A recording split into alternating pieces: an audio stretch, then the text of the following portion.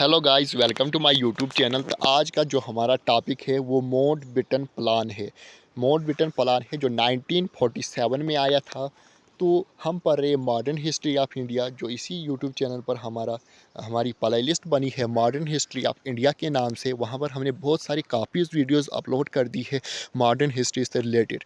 अभी खाली 2-3 वीडियोस बनानी है तो हमारी मॉडर्न हिस्ट्री हो जाएगी कंप्लीट। आप चाहो तो एक एक वीडियो कंटिन्यूसली देख सकते हो और अपनी मॉडर्न हिस्ट्री आपको फिर कहीं और पढ़ने की ज़रूरत ही नहीं है। हम खाली जेकेएसएसबी नायब तहसीलदार के लिए इम्पॉर्टेंट नहीं है, ये फ्यूचर में कभी भी और पोस्टें निकल सकती है नायब तहसीलदार की, तो आपको एडवांस पढ़ के रहेगा। या कोई और भी एग्ज़ाम हो उसके लिए मॉडर्न हिस्ट्री आपको इम्पॉर्टेंट है।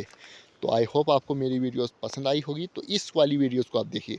देखो माउंटबेटन प्लान क्या था, कब आया था। ये आया था सबसे पहले 1947 में। यहीं से एक क्वेश्चन आता कि कई बार ये डायरेक्ट क्वेश्चन पूछा जाता है कि माउंटबेटन प्लान कब आया था। कब आया था? 3 जून 1947, ये फुल डेट है। किसने लाया था? लॉर्ड माउंटबेटन ने लाया था प्लान। क्या लाया? Situation of Indians political problem. इसने एक सिचुएशन हल करके लाई थी कि इंडियन पॉलिटिकल में किस तरीके से हम पावर ट्रांसफ़र करेंगे जिससे हिंदुस्तान में भी हिंसा नहीं भड़केगी, कोई हिंसा नहीं भड़केगी। तो इस तरीके से हम कैसे पीसफुल तरीके से पावर ट्रांसफ़र करेंगे, इसने आउटलाइन दी। यानी कि अपनी कुछ बात है, इसने कहा इंडिया प्लस हम पाकिस्तान बनाएंगे तो उनके पावर हम अलग अलग कर देंगे। क्या क्या देंगे इंडिया और पाकिस्तान को, ये सब इसमें बात है। इसी से जंग रुकी थी, इसी से हिंसा रुकी थी लॉर्ड माउंटबेटन प्लान से। यही एक एक आउटपुट निकला था। क्योंकि सबसे पहले हिंदुस्तान में आज भी रूल हो, बट पहले ब्रिटिश में सरकार जब चेंज हुई, हिंदुस्तान में कुछ क्रांतिकारी थे, उन्होंने भी बहुत सारी रिवाल्टें की। तो तभी जाकर आज हमें फिर आज़ादी मिली। तो हुआ क्या था, बंगाल और पंजाब में पार्टीशन किया गया। बंगाल और पंजाब का पार्टीशन किया गया कि हम पार्टीशन करेंगे कि इंडिया को देना है कि पाकिस्तान में।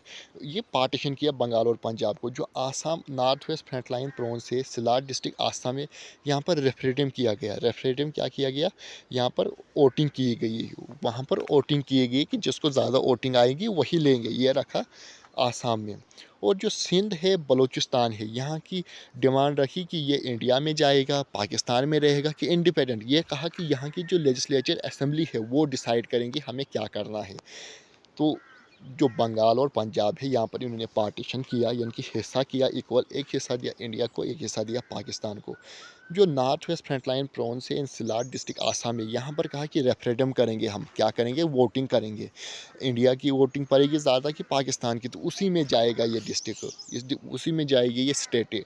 फिर जो सिंध बलूचिस्तान में, यहाँ पर बोलने लगे जो लेजिस्लेटिव असेंबली वहाँ की बनी है वही डिसाइड करेगी हमको कहाँ जाना है, इंडिया में जाना है, पाकिस्तान में जाना है, या इंडिपेंडेंस होना इसी के।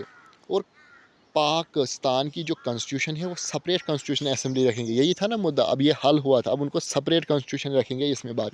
पहले बोलते नहीं, उनको भी अलग देंगे यूनियन, बट पावर इंडिया ही उनके अंडर आएगा, इंडिया के ही अंडर। बट इसको अलग करके सेपरेट कॉन्स्टिट्यूशन असेंबली देंगे उनको।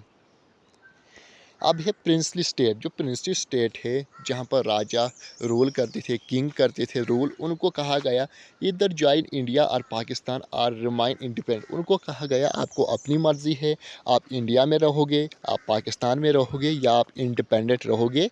उनको ये छूट दी गई थी। ये सब इम्पॉर्टेंट है। ये लॉर्ड माउंटबेटन का प्लान था।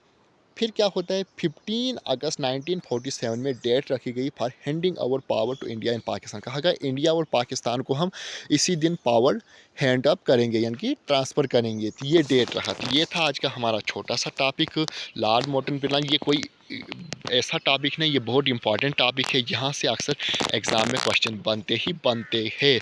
मैं आपको यही कहूँगा, अगर आप ये मेरी कुछ ही वीडियोस अपलोड करनी, हमारी मॉडर्न हिस्ट्री हो जाएगी कंप्लीट। उसके बाद अगर आपको इसके हैंड रिटन नोट्स चाहिए तो वो आपको थोड़ी पे करने पड़ेंगे। मैं आपको इसकी पीडीएफ भी दे सकता हूँ।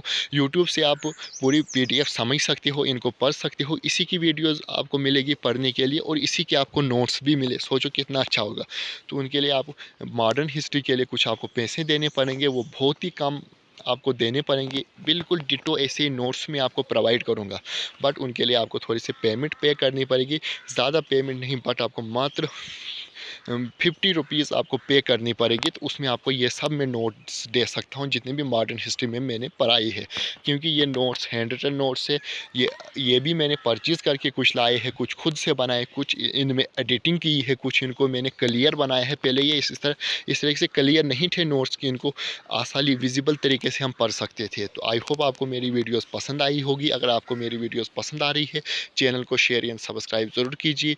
ये हमारा YouTube channel second YouTube channel है जो हैंड रिटन नोट्स से पढ़ा रहा है, वो भी फॉर कॉम्पिटिटिव एग्ज़ाम के लिए। तो चैनल को शेयर एंड सब्सक्राइब ज़रूर कीजिए।